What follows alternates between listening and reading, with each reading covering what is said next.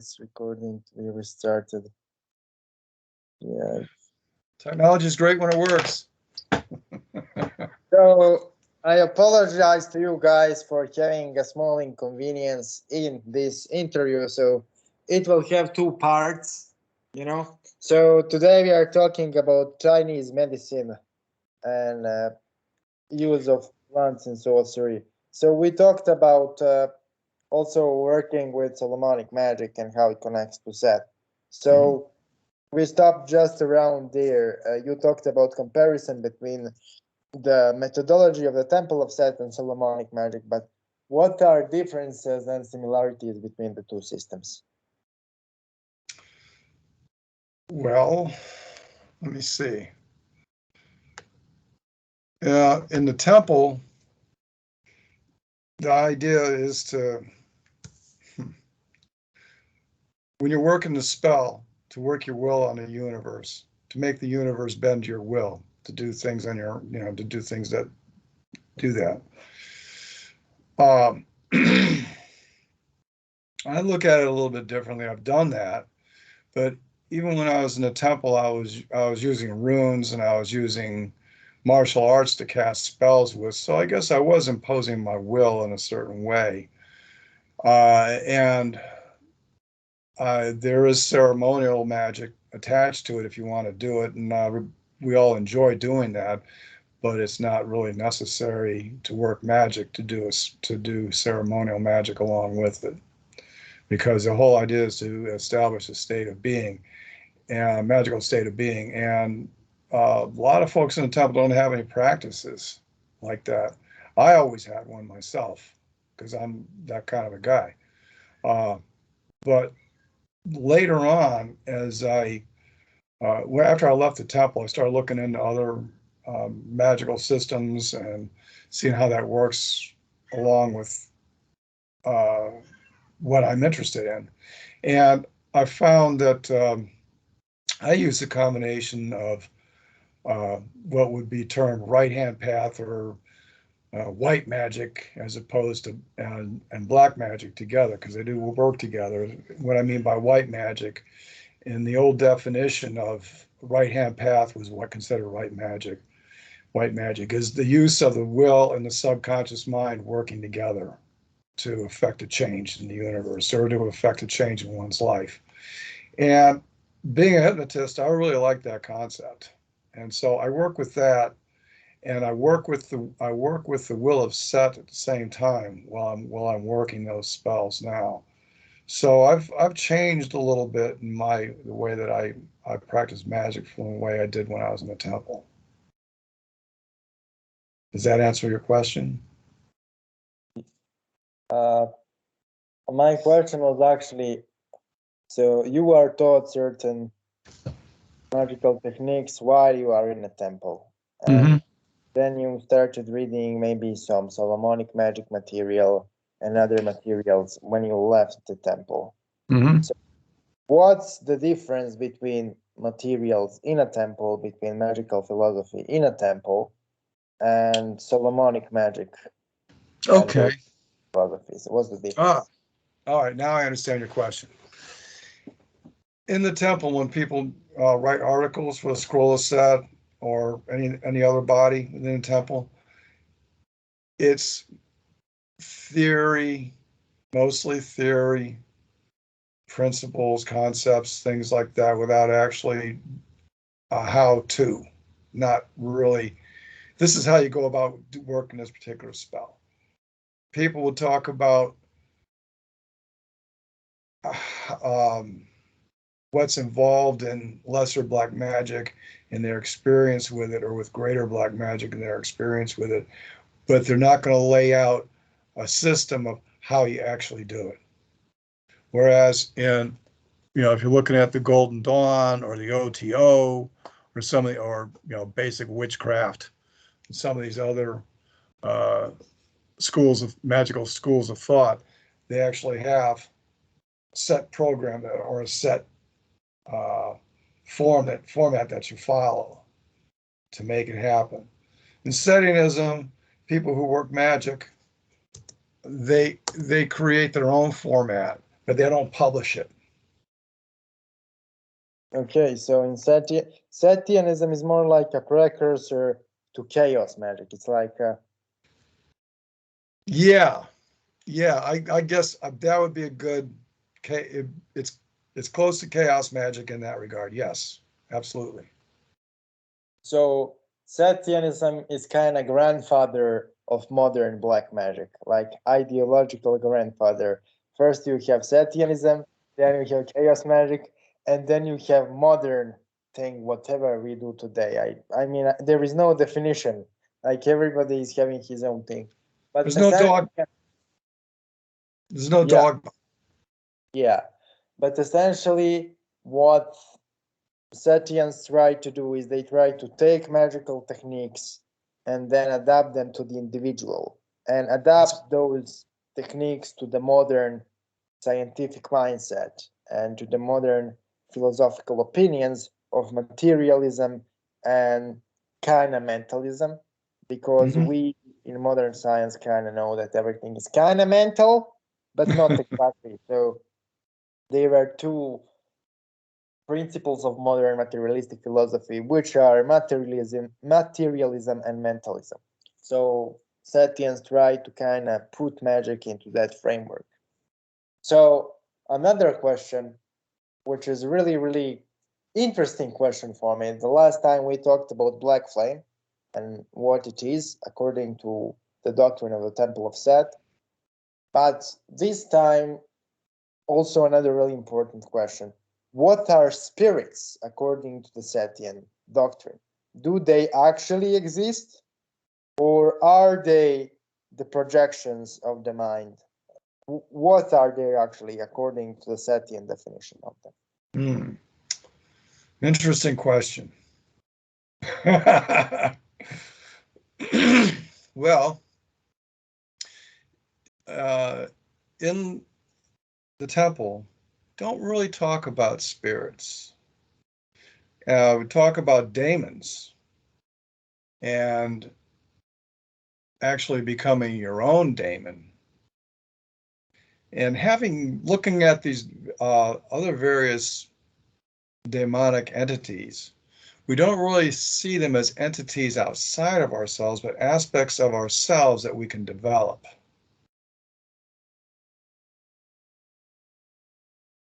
Okay, so you are kind of saying, if I am not wrong, that they are kind of in between us and the outside world. They are kind of in between in a sense that there is a quality to them which is clearly external.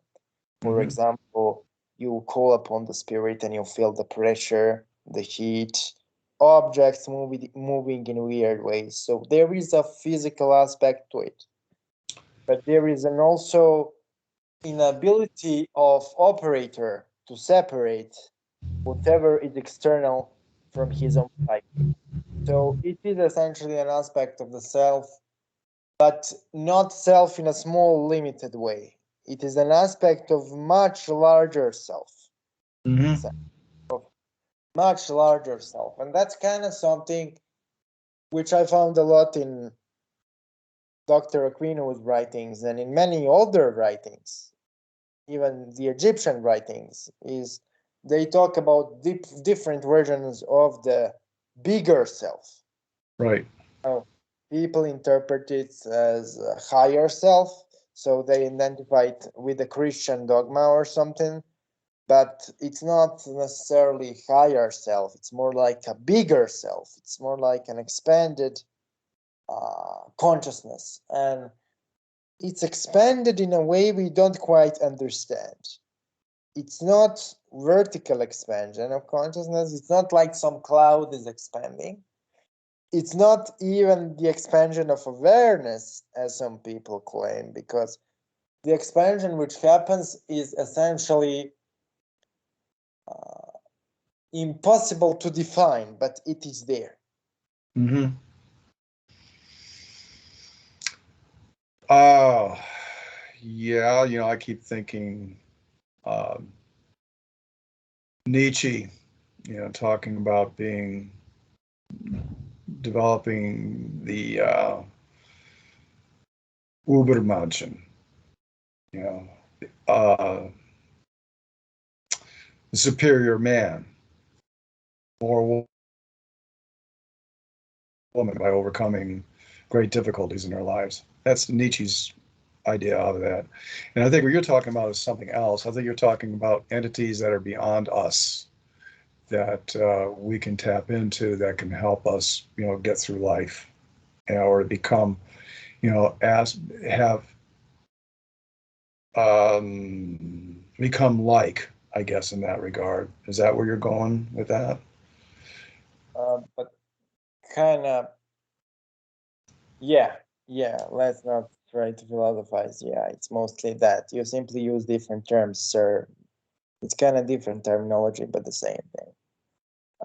So, what's the Setian stance on evolution? Is it like a process of the universe, or is it something specific to humans, or like evolution in a sense of eternal progress? Well, it all depends on who you talk to. There's nothing written about that, but there is, uh, like we were talking earlier about the immortality of the psyche. I can tell you what my personal thoughts on that are, and my thought is that when I leave this wicked old world, I'll return to the void for a while and then remanifest somewhere else in the universe as an intergalactic mercenary. I don't know. Uh, some people believe some people believe in reincarnation, others don't. Some people say, well, it's this life only, TLO. I'm going to do the best I can now, and that's it. Uh, it all depends on who you talk to because there isn't anything in any of the writings that I've seen that really talks about reincarnation, uh, going to another planet, going up to another plane of existence. Really, none of that. The closest thing I said that we come to that is the immortality of the psyche. My personal beliefs are different from other people's. Okay, so essentially what you are saying me is that this entire reincarnation thing, which is present in the modern black magic community, has nothing to do with black magic, and that we were never supposed to deal with reincarnations and stuff. It's purely dogmatic ideological thing imported from somewhere else. And it kind of makes sense because from the Hindu guys, I work with the Hindu system and Hindu pantheon from the guys who are qualified, who gave me information. And so I promote them and they give me some information and they teach me. And I also have to follow certain instructions. And obviously the money is involved too. Mm-hmm. But what I kind of found out is when you read the black magical writings of those Hindu guys, in right hand path cycles of Hinduism, they talk about nirvana and things like that. But in left hand path, they don't talk about reincarnation at all. I mean, they need to mention it in order for the masses to kind of tolerate it, obviously, Mm-hmm. because India is a religious country and you need to add certain things. It's like every Christian grimoire in the West had to include some prayer to Christ and Mary and something, in Mm-hmm. spite of the fact that black magical concept of Christ is different than theological one, but they put theological prayer anyway. In the same way, in Hinduism, left-hand path Hinduism, there is no discussion on reincarnation. Essentially, it doesn't matter. And nirvana is not some form of a spiritual ladder, right? It's not some form of a, I don't know. It's more of a state. So you practice certain techniques and you go into the state. Mm-hmm. Now, essentially, you have positive and negative energies and you go into that state differently. But how it is done in left hand path Hindu circles is you essentially absorb negative energy and you have certain feeling of animalistic euphoria. Mm-hmm. Well, I kind of did all kinds of things in life. I rode the horse. I fell from a horse multiple times in a really bad angle. I trained shooting. So I wasn't in war, but like you, sir, so you are much more experienced in it. But I was through a few situations. And what I found out is that euphoria experienced in left-hand path tantric rites is pretty similar to euphoria of adrenaline. Mm-hmm. In left-hand path circles, nirvana is kind of seen as a constant enlightening adrenaline rush, and then you have that rush until the consciousness dissolves. Mm-hmm. While right-hand path guys, they don't eat anything, don't fuck anything, don't think about anything, and then over time, their consciousness dissolves. But Yeah. essentially, if you read the writings outside of this entire reincarnation embellishment, original teaching doesn't have anything to do with reincarnation. It's about practicing certain techniques to reach certain state and be able to do certain things.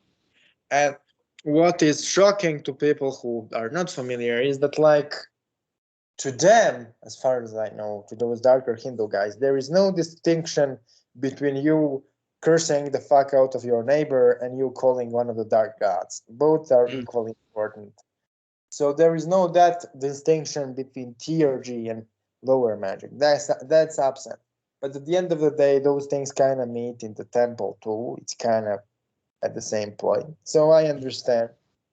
But essentially, what I wanted to ask is how you guys in a temple of Set induce that state of animalistic euphoria. So you know what I am talking about from multiple angles, but yeah, nobody talks about this. No, not really. What you're talking about there is fascinating. The Agora path, both the Agora path and the other path, they both lead to the same place. They both lead to Brahma, and it's a fascinating it's a fascinating school of magic. It really is. I've been working with aspects. I've been working with that myself over the last 6, 7 months, and I've been getting a lot of really good results from it. Uh, but yeah, I hear what you're saying. And so and I didn't realize that on the Gora path, they didn't really uh, talk about reincarnation. It doesn't really exist. It doesn't matter because what you're doing is you're establishing a state of being. Yeah, well, I mean, this life today, right now, is what counts. What you're doing today is what counts for your throughout eternity. I agree with you, 100%. Yeah, yeah. So, like, but I wanted to ask a question. How that animalistic euphoria Hmm. is approached or achieved within a temple of Set? There is no doctrine on that at all. It all depends on what the individual Setian does in their own ritual chamber. It depends on what that. I think that pretty much explains it. In Setianism, you find your own way. We have the Prince of Darkness as a role model, but we find our own magical path to develop that magical state of being. And people study, different systems. They study grimoires that go back centuries, and then they create their own art out of that, out of what they study. So some may achieve animalistic. Yeah, as a matter of fact, one time I was channeling Fenris Wolf years ago. I was at a regional conclave, and we were doing a working, and this was a thing where we were channeling different animals. So yeah, I'd say that there are people that do that. I channeled the wolf. That became my totem. And so yeah, uh, I can say that maybe probably in the order of Arcte, that that works primarily with preservation, animal rights, and conservation and things like that. I would say there are practitioners, there are initiates, I can't say they're practitioners. I'd say there's initiates in the order of Arcte that do that get into an animalistic state of being, but they take on the state of being from this particular animal that is their totem. I would say that's how it goes with them. I'm not in that order, but I would think that's how it works. So yeah. Yeah, so there is actually a shamanism within the Temple of Set. That's not something that's not something commonly known. And kind of Temple of Set is a mystery to the most of people. But what's kind of the most intense ritual experience you can share in a temple, like in that setting? Yeah, I can share that setting with you since that's what we're talking about, channeling animal spirits or getting into your own animalism. I think that's more what you're probably interested in. But I was channeling a wolf. I was working on crafting the Ulflander, and I was looking for a spirit animal to identify with, and the wolf. It happened to be the wolf. So while we were doing the working, I was channeling that wolf power, that wolf energy. And I can't say that I shape shifted, but I had that energy within me. And matter of fact, one of the initiates had to calm me down. He said, "Control it." He encouraged me to control it because at the time I was a second degree. I was brand new second degree. Control it, control it, control it. And, he was rubbing my abdomen, control it, and all of a sudden his hand on my back, control it, control it, control it. And so instead of going into a berserker frenzy, I started controlling that wolf power, that wolf energy.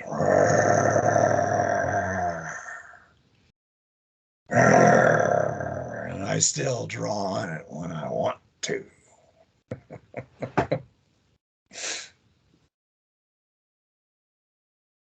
Yeah, yeah. So essentially, you invoked animal spirits to the point of like physical extreme possession. So Sure. what? So how you kind of did it? Did you kind of just repeat the invocation over and over, or there were some other things involved?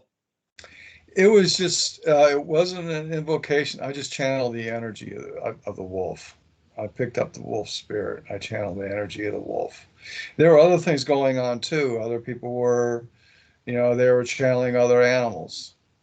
And, you know, um,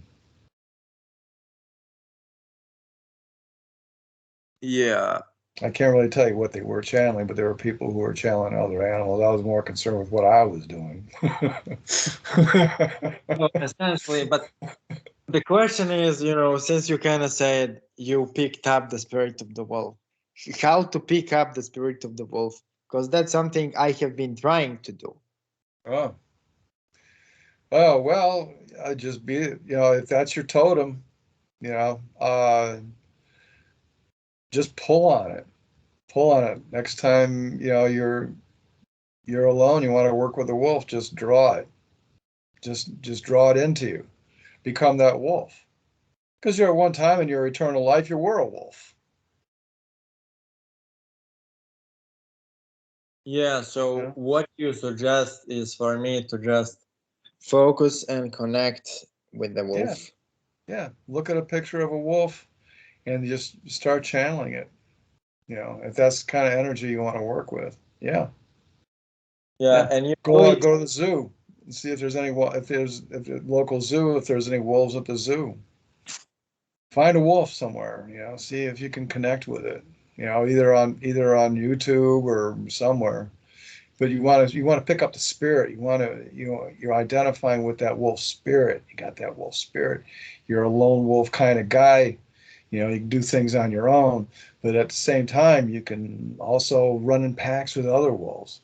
So you can draw on that, but you want to draw on that wolf power, that wolf energy, that lupine energy.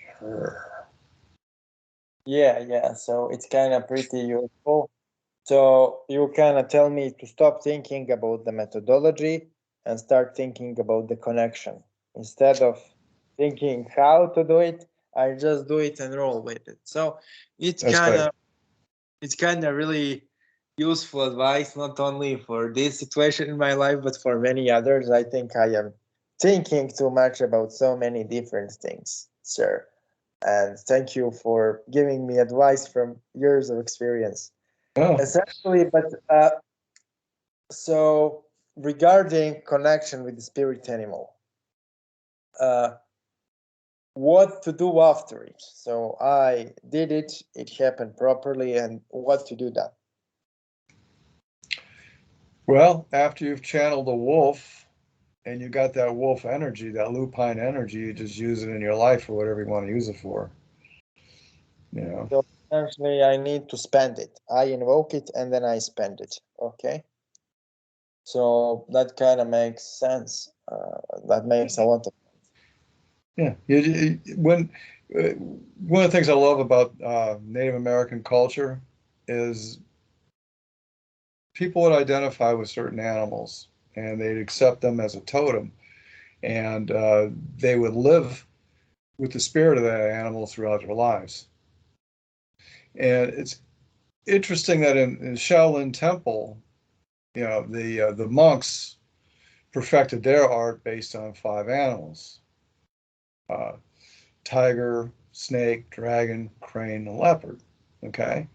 And in the Tai Chi schools, they also use animals. And the thing is to after you've been working with that particular animal for a while, so you're working with a combination of crane and snake, or crane and tiger, either one. Suppose you're working with that energy, you become those critters.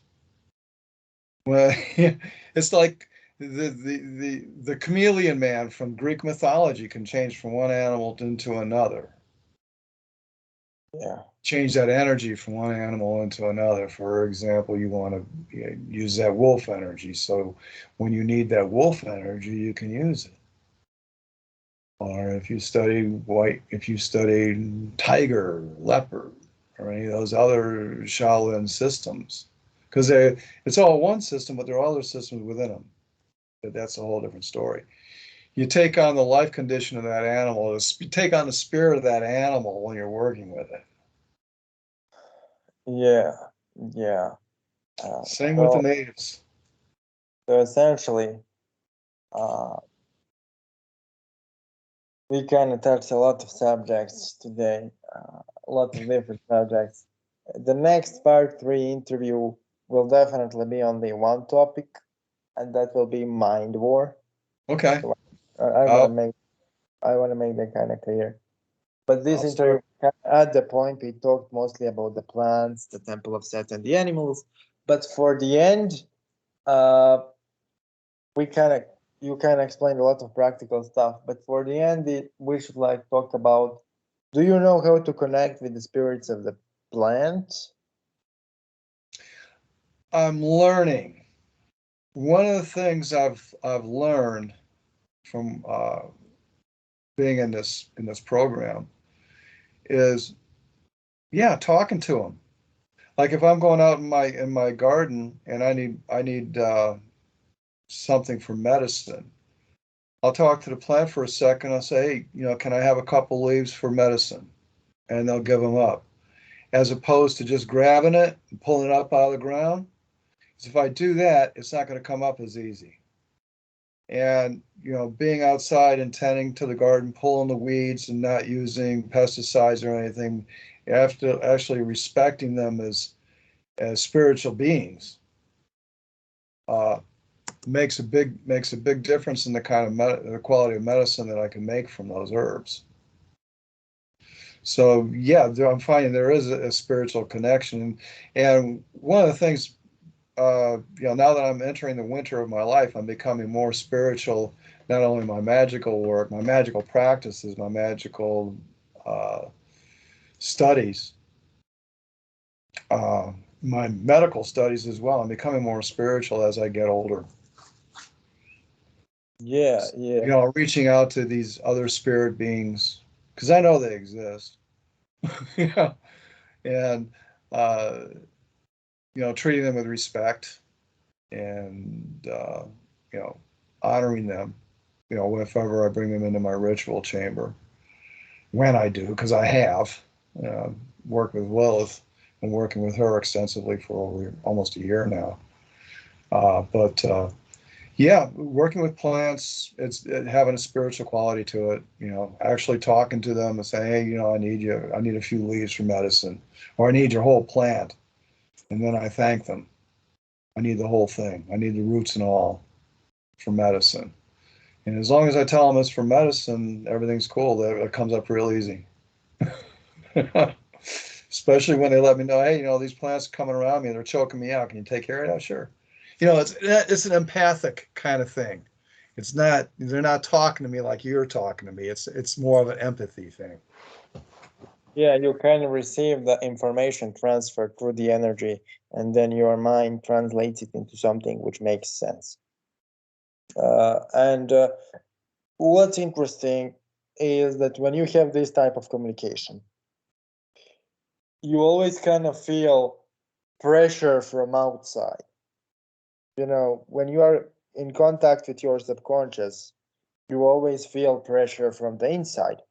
Right. But in those kinds of communications, you feel pressure from the outside, and then pressure jumps, and then you realize something. Mm-hmm.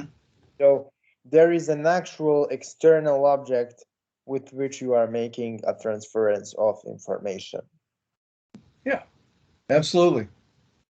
Absolutely. Yeah, yeah, absolutely and definitely. And Yeah. One of the so, things I've also been working with is developing my intuition, developing my clairvoyance, and also clairsentience. And that is making a difference as well. yeah, yeah. But can you like define intuition for the audience? Because today it has many, many definitions and many, many different things are Mm-hmm. called Sure. into it.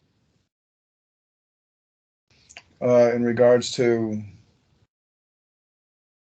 psychic development. Yeah, yeah, I know. So, yeah, psychic senses. So, can you like just for the end of this clip, because this interview is like pretty long, two parts, and pretty insightful. You kind of taught us how to connect with plants, how to connect with animal spirits. You explained many different concepts within a temple of Set, which kind of you clarified to us today in this interview that the original father of modern black magic, Michael Aquino, didn't subscribe to the extreme psychological model of the occult. And that extreme psychological model of the occult, no spirit, nothing, only mind, is kind of modern thing. And what I kind of found out is that uh, majority of people think that occultism is simply a mental game in order to discredit it. And a lot of modern occultists have that discrediting view that there is nothing outside of the mind in the occult. And you kind of really explained to us today that it's not the case. Yeah. So, can you show us for the end any exercise for development of psychic abilities from the Temple of Set? Well, the Temple of Set doesn't teach developing psychic abilities. These are things that people learn on their own if they are so inclined. Myself, I took a couple courses through Gigi Young, and she's a psychic. She teaches that, and I did those were online courses. They cost about $50 a pop, and those are very good exercises to work with. But there are certain things about Gigi that I don't agree with. She doesn't like the occult. She's a mystic. She's a white lighter, but she puts out good information, and you can always change it over. For example, one thing, if you're working with developing intuition, for example, uh, you're working with your crown chakra, and she has a specific exercise for that. And She works a lot with the upper chakras. She doesn't work with the lower chakras. So she'll work with the crown chakra and teach you how to use your third eye and your heart chakra and then your solar plexus chakra, but grounding in the root chakra and the sacral chakra. But her stuff is all up high, and it's good information. You can use it. You can just what I've done is I've just converted it all over to the left hand path. Uh, but she's an interesting woman. Um, might want to check out her videos on YouTube. She, like I said, she's a white lighter. I don't agree with a lot of her premises on. I agree with her as far as the way the world's going, as fucked up as it is, and she's pointing that out. But she connects with the spirits, not just spirits, but also alien intelligences and things like that. Uh, so the stuff that she teaches works, but being a left-hand path magician, I just have to convert some of it over, and I don't really watch her YouTube videos because what she's doing is she's trying to program people against the occult. And this whole thing about mystery schools not being a cult,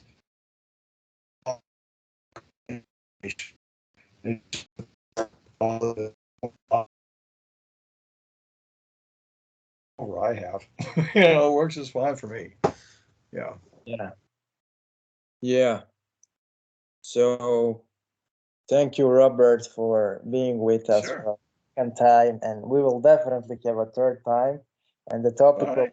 mind war, it will Yep. be the most insightful podcast on this channel so far, because my entire occult research, I am not talking about experiences, but research, it started with studying of a mind war, actually Uh-huh. of mind war, of neocortical warfare, as we call it down here. And so essentially, we kind of lost the war. Yugoslavia lost the war. We got fucked. Yeah. We got dissolved.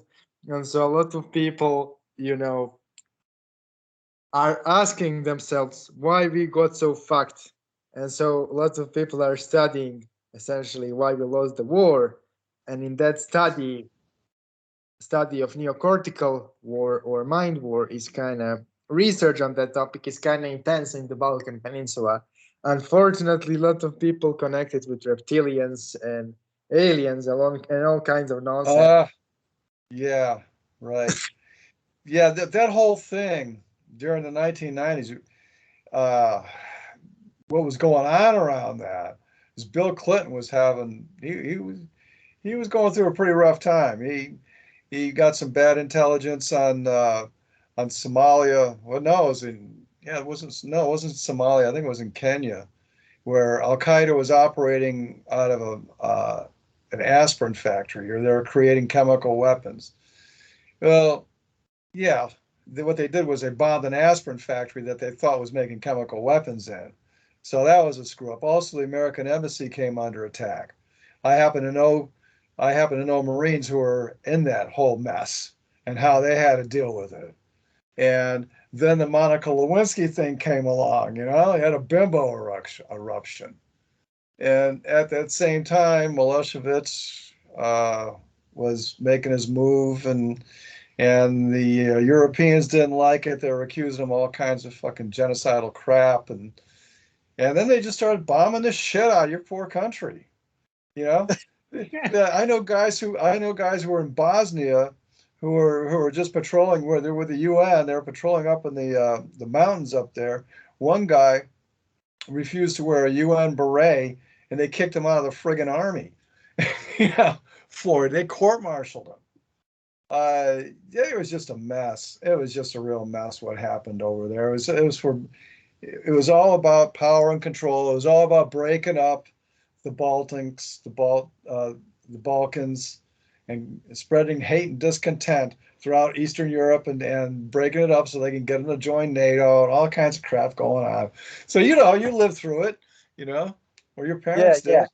But essentially, like what I'm thinking is that it was like a template for mind warfare across the world, because Yeah, we are so thoroughly fucked that we'll probably need 1 century to recover after the present day. So yeah, all of the years, 30 years since the war ended, we will need 100 years, because it's like here's the thing: once you like cross from Hungary into Romania, you left reality completely, and all kinds of nonsense are possible.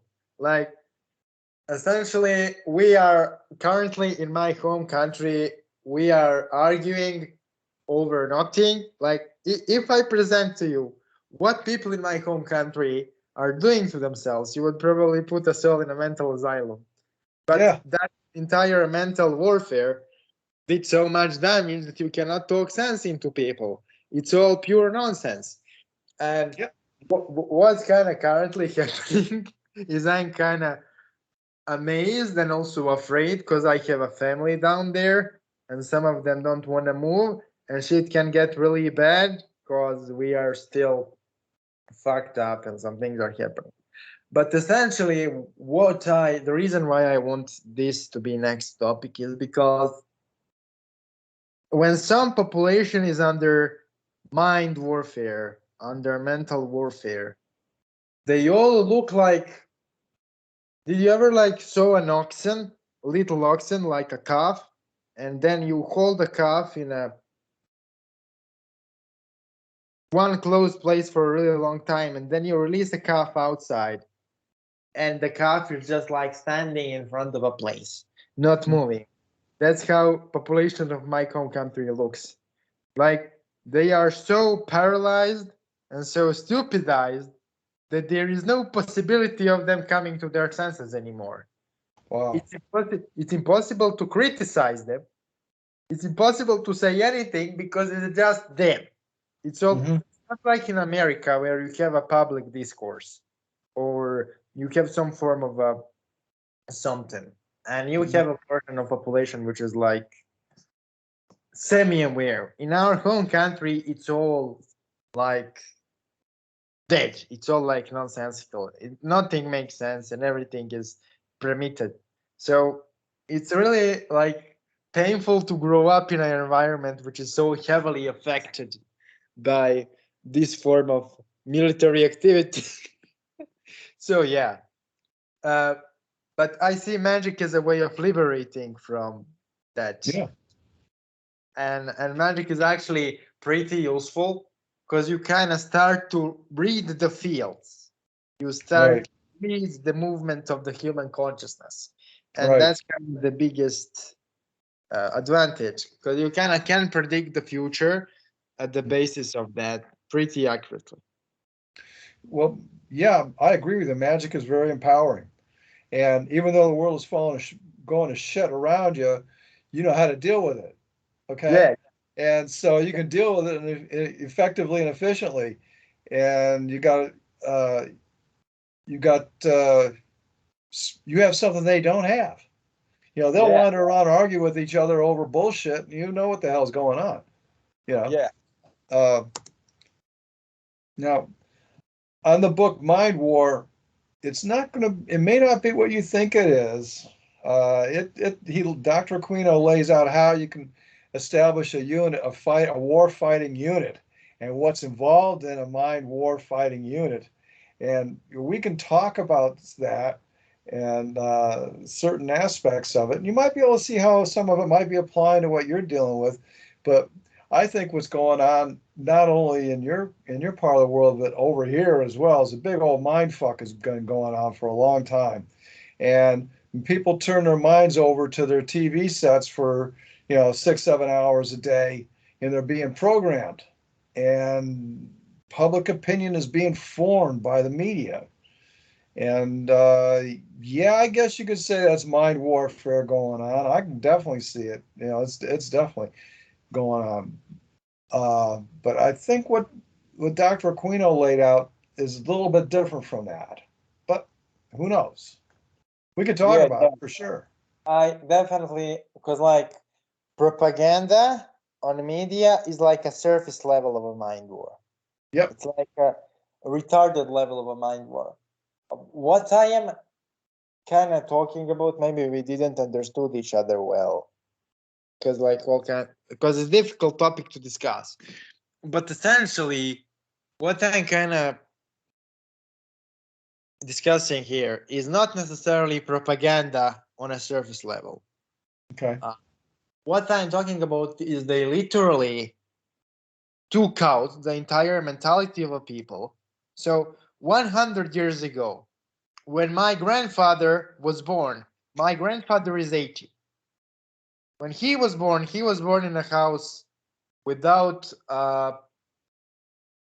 electricity or anything. You had like Right. fire in the middle of a house, and they slept on land, and they slept on like so it was like 19th century America Right. when my grandfather was born, and we had like a really archaic tribalistic mentality in my home country. Tribes don't exist anymore, but we remember from which tribe which family is. And so essentially, in a less than a century, because my grandfather is 80, communism did a little bit of work, but then through some other means, we completely lost everything. We completely lost almost all of the culture, almost all of the customs, almost all of the ways of thinking, living, doing. And you Right. have population which pretends to live in a modern world, and they live in a modern technology world, but they essentially are like semi disoriented Mm-hmm. because 3 generations is a too small amount of time for such a big jump. Right. And it's not just propaganda here, and it's not just technology here, because let's say this: my personal magical practice is heavily based on essentially folk tribalistic traditions of my area, Mm-hmm. and they purposefully destroy every aspect of the culture which can resist the deeper levels of mind war. So, Mm. for example, official church hierarchy is untouched because obviously they are part of the mind war. They are Right. part of the fucking up with people's minds. But the folk religion is destroyed. Or certain forms of art are essentially promoted. So they import complete art, everything is imported. But local art, which is indigenous and which is there for thousands of years, even because there are really archaic element there, is destroyed. So we are talking about form of cultural mind war destruction, which is like unprecedented. And they are like doing it not to my home country, but to an entire area. Yep. Like nobody talks about inclusivity of, for example, Balkan culture. Nobody knows that it even exists. So I am talking about that level of like completely destroying people's minds. This is not just propaganda. This is like literally infesting them with the virus. Mm-hmm. And you have literally one generation of people, which is about generation of a little bit younger than my father, who are like literally as if somebody pressed in their head the button and they fight against their own culture. Like suicidally, they suicidally destroy themselves. And it's like, this is not right, right? Something is at work here. And that's how I kind of started studying mind war and things. And it kind of makes sense a lot when you go a little bit into it, but you are much more experienced in it than I, because you actually did some of that while you were still could, while I am just researching and it's not a thing. Well, Really. but you've lived through it. You watched your country destroyed, and not only was your country uh, vanquished in battle and broken up, but they've also destroyed your culture. Now, that happened here in the United States back in the from the 1600s up to the 1900s, still going on to a certain extent with the Native Americans. So, yeah, I can see where you're coming from, and our culture's being changed as well. And it's been actually, every 10 years from the 1920s up until the 1980s, the United States went through cultural changes. Yeah, and Different it's like, trends, different music, art changed, fashions changed, the way people related to each other has changed, and now it's completely different. So I think what we're talking about here is something that's happening on could be a global level. Okay, it's definitely happening. It definitely happened in Eastern Europe. It's happening here. So yeah, it's interesting because it is war. It is warfare. It certainly is. It's cultural warfare, mind yeah, war. yeah, Yeah. my war, yeah. But like, I think in my home area, like, this is like a last comment on this, why the next topic is important. It's extremely intense, and it's extremely destructive, because essentially on the Balkan Peninsula, if you look logically with the common sense, there are no different nations. Okay, you go, for example, you probably traveled to the area, so you know. So let's say you go to the Slovenia, and then you go at the other end of Yugoslavia, right? You go to Kosovo or somewhere. Right. It's mostly the same people with the same language and the same culture, but there are some cultural variations. And so what they did in the 90s is they used those really pathetic cultural variations to artificially engineer different nations and then artificially feud them against each other. Because yes, there were Serbs and Croats before, and there were genocides before, but everybody was aware that the difference is religious. Croats are Catholics and Serbs are Orthodox, and it's more or less the same guys. But after the war, which happened, it's impossible to unite the territory again in any useful Mm-hmm. capacity. So, in that kind of an area, slight change to a culture can eradicate the national identity, Right. because everything is based on those slight cultural variations. It's not like United States where we have a strong state enforcing a strong culture on everyone. So it can change 15 times and it will still be United States. Here, it's completely different story. Here, if you remove, for example, the aspects of Orthodoxy from Montenegro, there is no more identity of Montenegro. If you erase the aspects of Catholicism from Croatia, there is no more Croatians. It Mm-hmm. seems absurd, but it is correct. And Right. now you have like two different type of Catholics in Croatia. You have like traditional Croatian Catholics who thinks that Saint Elijah is striking with lightning Serbians, and then you Mm-hmm. have official Catholic doctrine of the Vatican, which is in conflict with that. So they are kind of arguing with themselves, but they hate guys in Serbia, so they are united against Serbia. But it's all convoluted, it's all confused. An entire region is a shithole. And it's not a Right. shithole due to the lack of resources, it's a shithole due to the mind fuck. You know, everybody is absolutely mind fucked, you know, and you probably know this too. You had war in Kosovo because Kosovo is one of the few places in the world where you have deposits of rare minerals and Mm-hmm. radioactive materials. So they made a war there, and that's the reason why they are having Mm-hmm. armies in Kosovo. It's not because they like Albanians; they don't give a fuck about anybody. But essentially, everybody is mind fucked, and the It's always about resources. yeah, and essentially, Kosovo is the poorest country on the peninsula, and it's literally the wealthiest by natural resources. But they are like fucked. You know, it's weird because it's like it went back to what it was before the end of the First World War, because Yugoslavia was formed at the end of the First World War during the during the peace treaties of Versailles. Yeah. So now it's gone back to that. And you also mentioned two different versions of Catholicism, but there's also something else operating there, and that's Islam. Yeah, yeah. But essentially, you have like a weird conflict between all the Muslims in Bosnia and new Muslims in Bosnia. So let me explain this.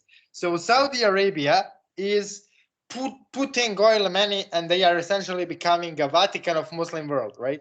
They are dictating Muslim doctrine in the entire Muslim world. But then you have traditional Islam of Bosnia, which is more Sufi oriented and connected to Turkey, right? Because it was part of the Ottoman Empire. So you have Muslims fighting against themselves. You have Croats or Catholics fighting against themselves, and you have obviously Serbian guys fighting against themselves. Wow. So everybody fights against itself and against each other. So it's like an absolute shit show. And yeah, for sure. yeah, and essentially you have some governments, but they are dependent on foreign credit to sustain themselves. So majority of them actually don't exist in reality, and it's like it's like a complex parasitic shit show which is designed to fuck everybody. I don't have with that, but the thing is, if you look at it, it's really a form of a mind war, a form of a mind fuck.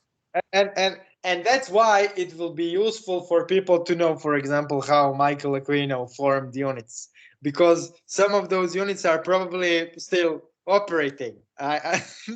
They might very well be. You know, as a matter of fact, when I'm looking at what's going on right now, not only in Eurasia, but in Central America as well, and other places, I'm thinking, you know what? I think they might have picked up on some of this. Maybe the Department of Army's using it, or CIA's using some of this. I don't know.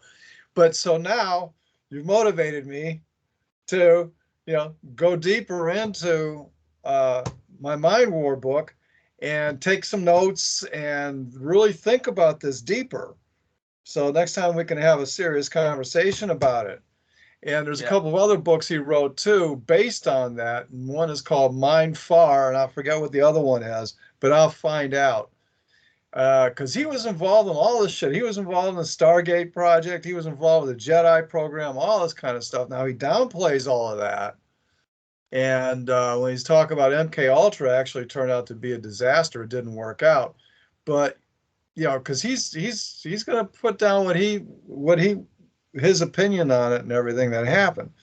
But I'm convinced that MK Ultra, MK Delta, they were shut down, but it might have become something else because the shit that's going on now is just too bizarre. It's just too bizarre. I have like a theory on MK Ultra, my like weird theory. I will kind of discuss it more in the next interview. But my theory is this. So essentially, when you are a soldier or intelligence personnel, you obviously have certain human qualities. You will not do any command as a robot. And the job is too delicate to leave it to robots. Intelligence gathering and military are too delicate to be left to robots. So they need to be done by people. But essentially, what MK Ultra plan to do is they plan to create robot-like people. And they plan to create a perfect soldier, a perfect intelligence personnel. And that was like a goal of an operation. And they did it through systemically traumatizing future personnel. So yeah, we will talk about it next time soon, and talk to you soon, sir. It will be the best interview on this channel. So okay, well, have a great day. It was a pleasure, and I'll see you again maybe next week or the week after. Well, it's going to take me a little while to prepare for this. Yeah. Farewell. Farewell, my friend.